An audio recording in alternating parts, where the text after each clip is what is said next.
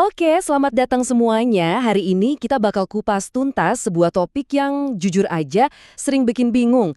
Apa sih sebetulnya arti dari makan sehat itu? Yuk kita singkirkan semua mitos dan langsung bahas ke intinya. Kita mulai dari bagian pertama ya. Lebih banyak makanan, bukan lebih banyak kesehatan. Nah, ini nih kesalahpahaman yang paling umum dan harus banget kita luruskan. Ini dia pertanyaannya. Pernah nggak sih ngerasa udah makan banyak, perut kenyang, tapi badan kok rasanya tetap lemes, nggak fit? Nah, ternyata ini bukan cuma perasaan kamu aja. Ini masalah yang umum banget. Gimana bisa ya? Nah, di sini letak masalahnya.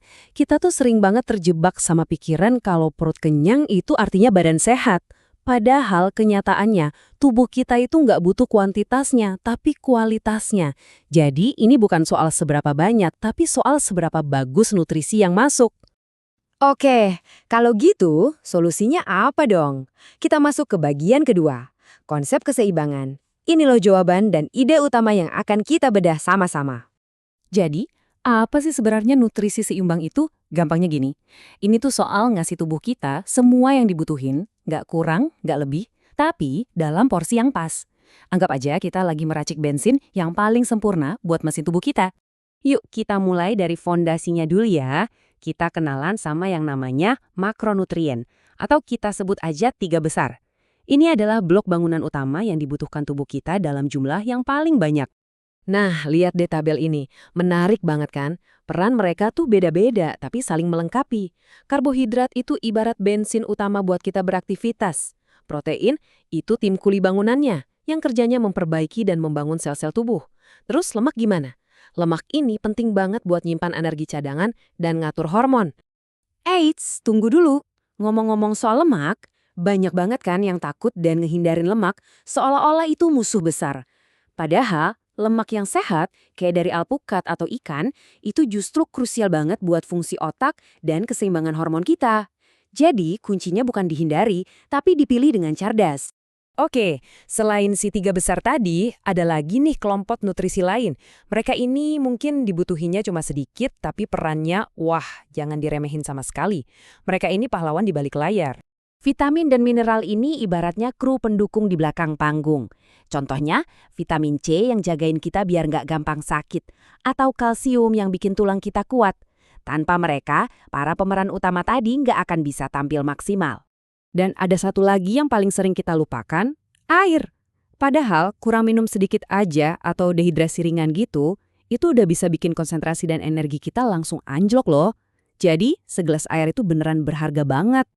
Oke, teorinya udah cukup ya. Sekarang pertanyaannya, gimana cara kita nerapin semua ini dalam kehidupan sehari-hari? Gimana cara praktisnya? Nah, ini dia contekan paling gampangnya. Prinsip piring seimbang ini bisa jadi panduan visual buat setiap kali kita makan. Bayangin piring kamu dibagi, setengahnya buat sayur dan buah, seperempatnya buat karbohidrat, dan seperempat sisanya buat protein. Simple kan? Biar lebih jelas, kita pecah jadi langkah-langkah super mudah ini. 1. Penuhi setengah piring dengan yang warna-warni, yaitu sayur dan buah. 2. Tambahin sumber tenaga, kayak nasi atau kentang. 3. Masukkan proteinnya. Dan 4, yang paling penting, jangan lupa segelas air. Gampang banget kan buat diingat? Oke, kita udah hampir di penghujung pembahasan. Sebelum selesai, yuk kita rangkum sekali lagi poin-poin paling penting yang harus kita bawa pulang. Nah, ini fakta yang mungkin bikin kaget. Ternyata tubuh kita itu butuh lebih dari 40 jenis nutrisi yang berbeda supaya bisa berfungsi dengan sempurna. Ini bukti nyata kalau variasi makanan itu penting banget. Jadi, kalau ada satu hal yang perlu diingat dari semua ini, ya kalimat ini. Lupakan deh anggapan kalau makan banyak itu sehat. Fokus kita sekarang adalah makan dengan benar. Fokus pada kualitas dan keseimbangannya. Nah, sebagai penutup, aku mau kasih satu pertanyaan buat direnungkan. Buat kamu pribadi, apa sih tantangan terbesarnya? Apakah milih makanan sehatnya? Atau soal minum air yang cukup? Atau justru soal konsisten ngejalaninya setiap hari? Coba deh dipikirin, karena sadar tantangannya di mana, itu adalah langkah pertama buat nyari solusinya.